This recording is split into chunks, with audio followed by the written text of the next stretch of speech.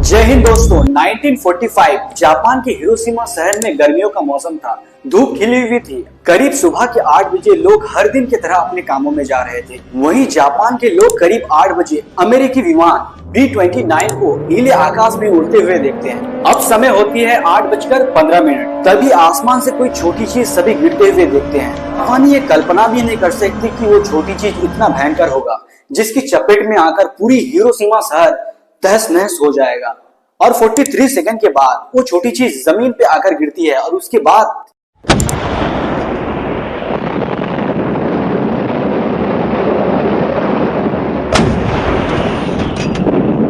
आज हम लोग के लिए एटॉमिक बम के बारे में जानना एक आसान सी बात है, पर 1945 में एटॉमिक बम जैसी भी कोई चीज एग्जिस्ट करती है जापानी लोगों के लिए कल्पना से भी परे था। इस बम के कारण देखते ही देखते टेम्परेचर 4000 डिग्री सेल्सियस तक को पार कर चुका था और साथ ही साथ बहुत तेज रोशनी और धमाके की आवाज के कारण लोग अंधे और बहरे हो गए। इससे 12-13 मिनट बाद जैसे ही मामला थोड़ा शांत हुआ उसके बाद धूलों के बादल छाने लगे और इन बादलों से ग्रीस की वर्षा हो रही थी। इस तरह के हादसे के बारे में ज्यादा ना बोलना ही ठीक होगा।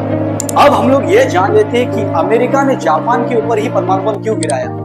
1 सितंबर 1939 तक सेकेंड वर्ल्ड वॉर शुरू हुए लगभग 6 साल तक का समय हो गया था। जिस तरह यूरोप में जर्मनी एक ताकतवर देश था, उसी तरह एशिया में जापान एक बहुत ज्यादा ताकतवर देश था। तब जर्मनी और जापान एक साथ मिलकर के वर्ल्ड वॉर सेकेंड लड़ रहे थे। वर्ल्ड वॉर सेकेंड के दौरान हिटलर ने यूरोप के देशों पर अपना अधिकार जमाना स्टार्ट कर दिया था। उसी तरह जापान के शासक हिरोहितो ने एशिया के देशों पर कब्जा जमाना स्टार्ट कर दिया। यहाँ तक कहा जाता है कि दोस्तों जापान के शासक हिरोहितो ने जापान के लोगों का ब्रेन वॉश इस कदर कर दिया था कि अगर सम्राट के खिलाफ कोई जाए तो वो देश का विरोधी है। इस तरह की बात जापान में उठने लगी थी। किसी की भी हिम्मत नहीं थी कि सम्राट हिरोहितो के विरुद्ध कोई भी फैसला ले सके। इधर एशिया में जापान किसी भी तरह से पीछे नहीं हटना चाहते थे। जापान के लोगों का सपना था ग्रेटर एशिया बनाना।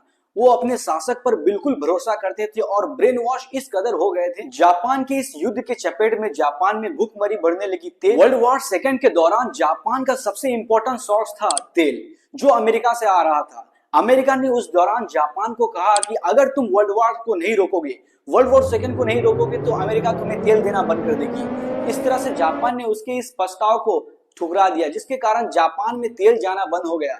जापान में बेरोजगारी बढ़ने लगी। लेकिन जापान के शासक हिरोहितो तो अपने ही बात में अड़े थे।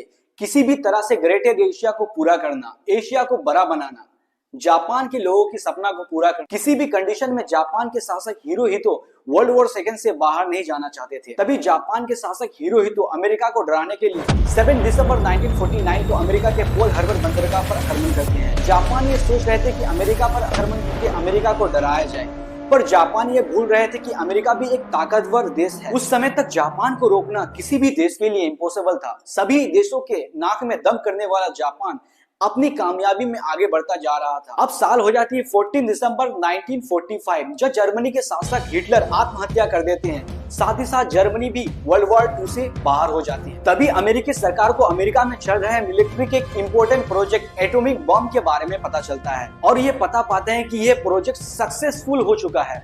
अब ये तय किया जा रहा था कि एटम बम किसके ऊपर गिराया जाए। अमेरिका ने सोचा कि जर्मनी के ऊपर यह एटम बम नहीं गिराया जा सकता, क्योंकि वो पहले ही 1945 में वर्ल्ड वॉर सेकेंड से बाहर हो चुका है। अब यह प्लान बनी कि एटम बम जापान के ऊपर फेंका जाएगा। इससे पहले कि एटम बम जापान के ऊपर फेंका जाए, जापान को एक मौका देना चाहिए, अमेरिकी सरकार ने सोचा। अमेरिकी सरकार ने जापान को एक प्रस्ताव भेजा कि आप वर्ल्ड वॉर सेकेंड से बाहर हो जाए, नहीं तो आपको भयंकर खामियाजा भुगतना पड़ेगा। लेकिन जापान सरकार हिरोहितो कहां समझने वाले थे, उसके इस प्रस्ताव को ठुकरा दिया। उसके बाद अमेरिका ने जापान पर परमाणु बम फेंकने की डेट फिक्स कर ली। 6 अगस्त 1939 को जापान के हिरोशिमा पर लिटिल बॉय नाम से एक परमाणु बम फेंका गया। इस परमाणु बम के कारण 1,40,000 लोगों की मृत्यु हो जाती है। फिर भी जापान के शासक हिरोहितो वर्ल्ड वॉर सेकेंड से बाहर होने से इनकार कर रहे थे। तभी दूसरा एटम बम 9 अगस्त 1945 को जापान के दूसरे बड़े शहर नागासाकी पर फैटमैन नाम से एटम बम गिराई जाती है। इसके कारण 74 लाख लोगों की मृत्यु हो जाती है। हालांकि fat man atom bomb little boy atom bomb से ज्यादा शक्तिशाली था, लेकिन बायोलॉजिकल एडवांटेज के कारण नागासाकी में क्षति बहुत कम पहुंचती है। इसके बाद जापान सरकार हिरोहितो को यह पता चल जाता है कि अमेरिका से लड़ना अब पैर में कुल्हाड़ी मारने के बराबर है। अब दिन था 14 अगस्त 1945। जापान के शासक हिरोहितो रेडियो पर यह घोषणा करते हैं कि जापान वर्ल्ड वॉर सेकंड से बाहर हो चुका है। जापान की आत्मसमर्पण करने के बाद ये वर्ल्ड वॉर 2 फिनिश हो जाती है। क्या अमेरिका को जापान पर परमाणु बम फेंकना जरूरी था? आप इस बारे में क्या कहना चाहते हैं? कमेंट में जरूर